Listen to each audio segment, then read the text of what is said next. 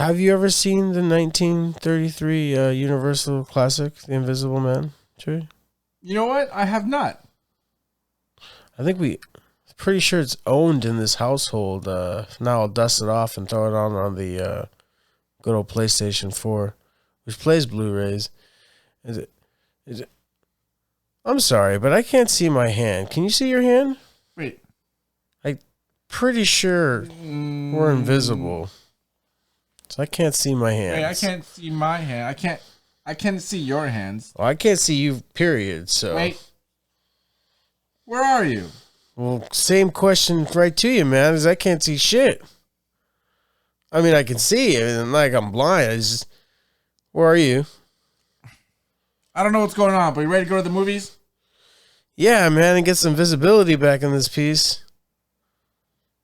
Well, I guess if you're invisible or not, whether you can see your palms or your feet, grab that popcorn. And a drink of choice. This is TNC at the movies.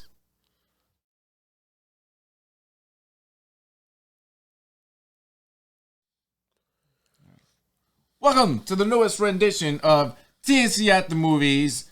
See right here. T in the house. What's up, guys? It's a very exciting episode because we are going to review The Invisible Man. That's right. Don't know where my notes are. They're somewhere. I remember some things. So this movie stars Elizabeth Moss.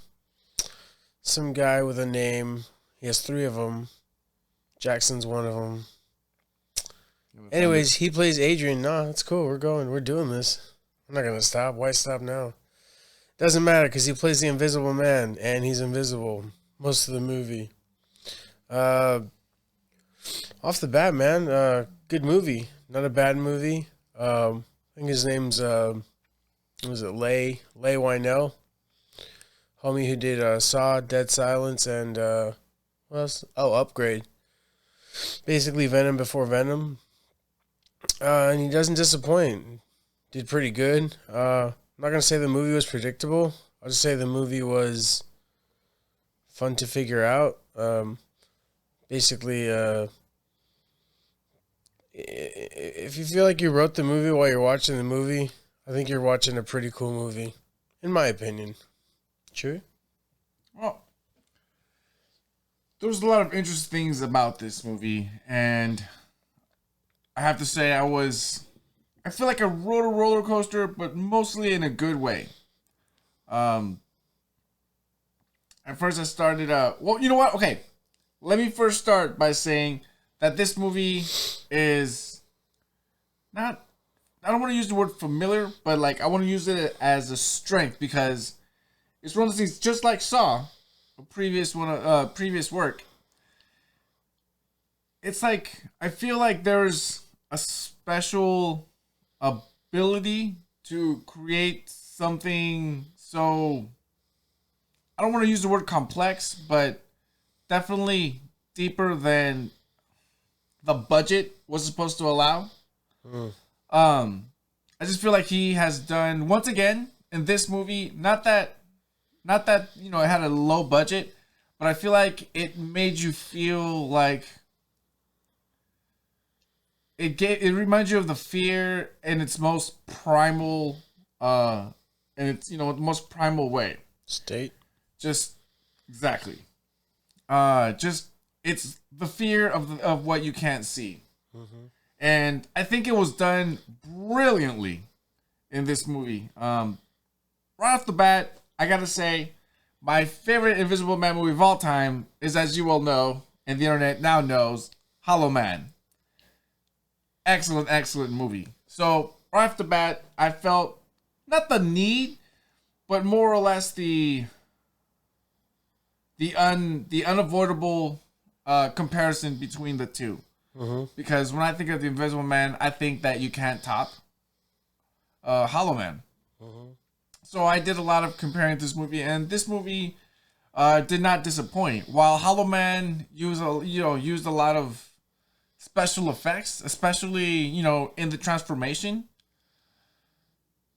they did a lot of things that instilled fear, uneasy.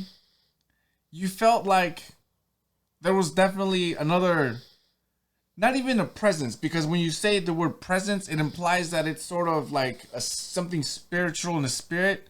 No, there was another person in the room, and that was evident. And it was done, like I said, not done with special effects, but it was just done with simple things like just the panning of the camera. You know, it would just move and it would just stop, and the fact that the camera just did those small things that were just motion and immediately implanted in your eye, you know, in your mind, that someone is in that spot. And the fact that you didn't see, you know, the person the entire time, you know, I thought was very much a strength in the fact that they, I guess, didn't use as much, because, as you know, special effects was not a big part of this movie. It just, you know, you only saw it a little bit, you know, little bits here and there, and where it was used, I thought it was, you know, done very well. And, you know, this may end up being a comparison between the two movies, but I just want to say that, Adrian, the Invisible Man, his character was very, very mysterious, as opposed to previous, you know, movies of the like where it's all about the Invisible where it's all Man. about the Invisible Man, and you go through, you know, his journey and what he goes through and sort of his transformation, because a lot of them, you know, begins as just scientists or, you know, what have you. That's mostly, you know, I don't want to say that they're like a good person, but it's never just like, they're never bad. So it always, you know, begins with small things, small, you know, jokes, practical jokes, and then you start realizing how much power you actually have by being invisible. And then it goes through, you know, the actual corruption of the soul, if you will, where, you know, you become that which, you know, we see them become a monster at that point. And I think that in those movies, that was very important, and that's what makes this movie different and in a lot of ways better, because you didn't see or get to know the Invisible Man in this movie. You only got to see the small glimpses of him in the beginning, which was just, you know, it was just violent. So all you know about this character is that he's violent and needy, So, possessive. you know, when I first saw it, I thought it was sort of I thought, you know, like, where are they going with this? Because, you know, I thought this was the Invisible Man, but then I thought that was the point. It was brilliantly done, where they sort of gave you the old switcheroo where, you know, you were given the small information and you were shown this, you know, very, very small, and you don't even get to see his face. So he's essentially invisible throughout the entire movie. I mean, you see a shadowy, you know, person, but you don't see him. You see an out of focus face like twice. And he's invisible immediately. So, on the one hand, you don't get that, you know, that coveted, I would call, scene of transformation where you know, he becomes invisible, which was, I guess, the scene that I was looking forward to the most out of this movie, which I didn't get. However, you didn't need it because, you know, did not need suit. it, but you did get a transformation, because you did get the transformation in the female role. Help me out. I thought I was on a roll. What's her name? Cecilia Cass. Cecilia. I should have known that. That's my sister's name. Cecilia. She's the one that went through a transformation throughout the movie, whereas, you know, as you know, the point was Adrian faked his death so that he can make her look crazy, and now she has all this money and she's gonna lose it pending her insanity, as it were. And I thought the transformation was done, again, I'm gonna continue to use the word brilliantly. I thought that the transformation was done quite strategically because, you know, at first, all you get is that she's just trying to get away. And they kind of go, well, I can never say that it might have been over the top, but it was great lengths for her to, you know, escape, I guess, the initial situation that launched this entire movie, which I thought it was, man. Well, I guess looking back, it was just probably just, I guess, to invoke how much security and how much, you know, how possessive this guy is. Because, man, there was a lot of alarms. She went through a lot of measures to get out of there. Yeah, and I thought, again, I just want to go back to saying that just in that, you know, opening sequence, as it were, I thought it was a good way to just show you quickly, without having to necessarily tell you, that Adrian, this, you know, again, because you don't see him as person, this being is just absolutely evil, and man, he's freakishly strong. He's freakishly strong. But again, and well, one thing she does tell you is that he is very, very smart, and again, it's done very, very well. I thought the minimal use of special effects was probably the biggest strength of this movie, and I guess, as it were, it is no secret that I really, really, really like this movie a lot. I thought everyone was I guess brilliant, and I mean, I just the guy in the green suit that just did some footsteps. I mean, that guy was great. Even that guy was great. I mean, I think it was very well written. Definitely. I think it was very well written. When there was special effects, it was done right. It wasn't overdone. They used a whole lot of camera tricks. Good angles. No Dutch angles. Nothing fancy. Very by the books. It reminded me a lot of movies that get a lot of flack, which I thought was weird because this movie isn't. This movie's getting good stuff said about it. I'm sure there's negative stuff, but I'm not here for that. Yeah, it reminded me of The Nun. And again, not in a bad way, as in like the panning over and to show you something's there or not, and you know, you're waiting for something and something never happens, and it's like, oh, cool. But all it really is building tension, and that's good because movies, horror movies, or whatever you want to call this movie, thriller, cop, thriller.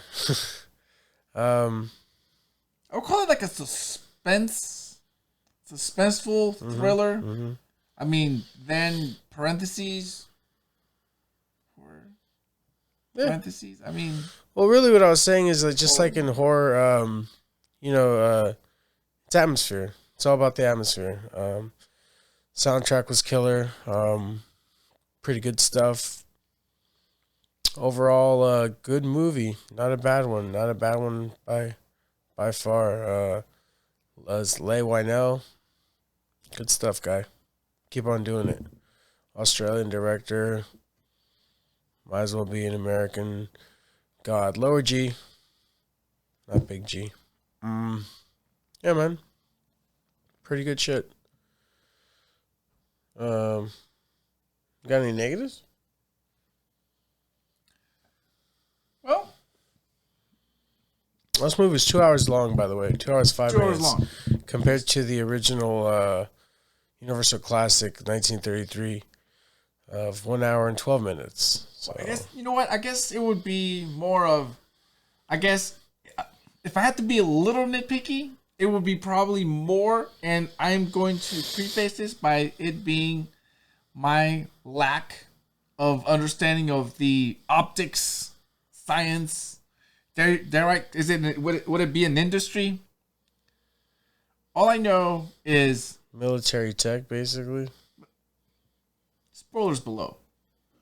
the suit has like you know, I don't know, a giant number of cameras.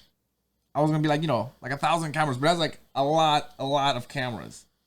The entire suit basically The entire suit is cameras, which, by the way, dare I say, somebody must have been inspired by Aqua Teen Hunger Force. If anyone remembers the episode where Carl was remade with a body of all eyes, and then he was like walking around, he was all eyes. This camera looks just like that, just like you're just covered in eyes. So I was thinking it was an all-eye monster, and that's what gave it a good little, gave me a good little spook, which I thought was nice. If a camera takes in the image, I just didn't understand how it projects out invisibility. That's all. I'm sure there's just more to the suit we don't know of. I'm sure. Just, you know, a lot of it wasn't explained. It was just more of, yeah, this dude is good at science, so of course he made it work. Don't worry about it. Like any good movie. Well, I mean, there's this suspension of disbelief you gotta always want to trust yourself with. You're gonna have to. You're gonna have to. Trust the suspension of disbelief. I'm sure it's an oxymoron. I love this movie. Oh, it's a good stuff. I love this movie. It's some good stuff. Which, by the way, Tiny, I just want to right away ask you your opinion on this particular scene, because I would already ask you what your favorite scene is, but not that I'm gonna guess, but I'm gonna preface my guess of your favorite scene by saying this is probably immediately one of the best, like, hey, like, my best friend just got murdered. When, spoilers, when the sister gets taken out, Juan, and she's just dead.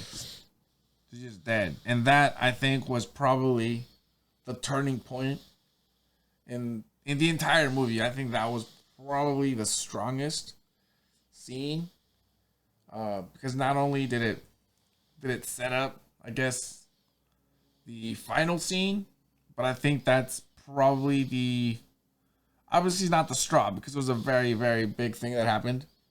But I think that was the straw that actually broke the camel's back. And that is the point where, you know, she snapped. And I think before she was going crazy.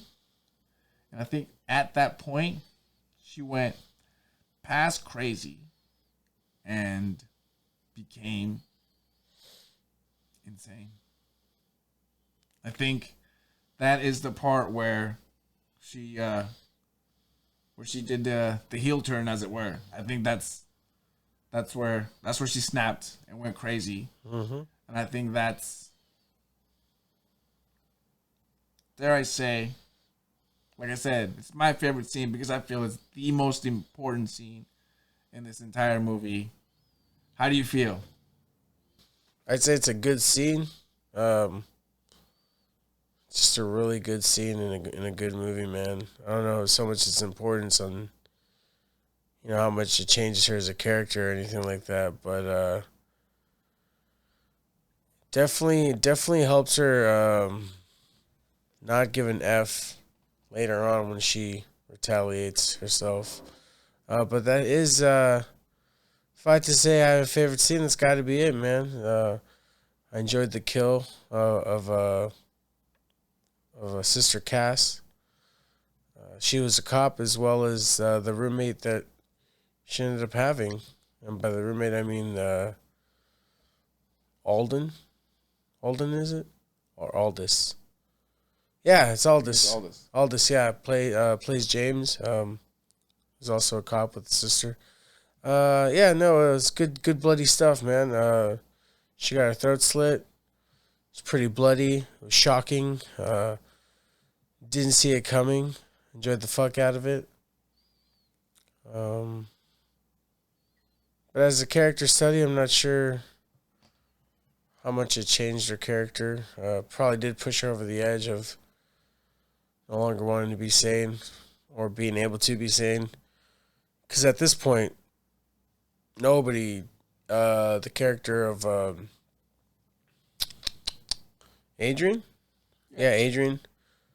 It I guess he was real cerebral, so he was able to get to everybody before the sister was even able to tell her stories or her side. He was a command and conquer kind of a guy, or divide and conquer. I'm sorry, command and conquer is just a really good game. Divide and conquer. That's basically what he did. A lot of military tactics with this guy. This guy could take over a small country if he tried, but he's dead, so he can't. And he already said spoilers, so up yours if you didn't listen. Yeah, man, good stuff. Good scene. Is there a better scene than that? Yeah, when she goes full Gone Girl. There's a few cool creepy scenes. Like I said, when he was doing the camera, I wouldn't say tricks or shit. I did say tricks earlier, but just good camera angles. Showing you empty frames, but they're not empty frames. But they didn't waste money on some dude in a green suit and then digitally remove him. But I'm sure there's somewhere on the internet someone's already made fun of the movie and the making of and put out a nice skit. It was like a guy wearing like green socks. Yeah, I mean, for the stepping and the visual where he's sitting in the seat or something like that. Yeah, for sure. But not with just like the empty, where they're like in the crazy hospital and they're panning over to the corner. I'm sure there's no one there. But like I said, I'm sure that someone already made fun of it on YouTube and has a cool skit for 5 minutes. Add it to the highlight reel, boys. I would just start superimposing One Punch Man, just all of those cops. Just yeah. Okay. Here's a random thing. Did you not think that the Invisible Man, as it were, was freakishly strong? I know I mentioned earlier that Adrian was strong, but I mean, don't you think that freakishly strong? Because I mean, he it's not like he was doing anything out of the ordinary. I mean, he's picking up a woman who's like no more than 5'5". Yeah, but he took out like 15 cops in one hallway, which I know that not being seen. Yeah, but I'm pretty sure this guy had military background. I'm pretty sure that they said that, like, when he committed suicide, like, there's a thing, the newsreel or whatever. Pretty sure he has military background. So, I mean, it's not like he was, Iron Manning his way out of a hallway. He was Punishering his way into a hallway or out of one.